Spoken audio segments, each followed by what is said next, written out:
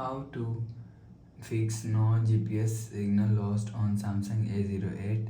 Let's start the video. First of all, go to app library. Here click on settings app. Now in setting, scroll down and click on software update. You will check your software update is latest. If it not latest, update your software latest. After update software latest, go back to home screen. You will see your problem is solved.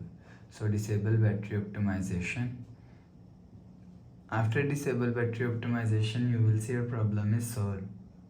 But if it's still not solved, go to app library. Here click on settings app. Now in setting, scroll down to and click on general management.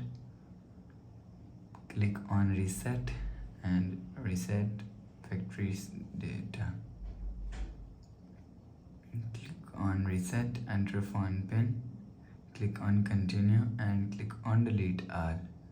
After click on delete all, you will see your problem is solved. So please subscribe for more new latest videos. Thanks for watching.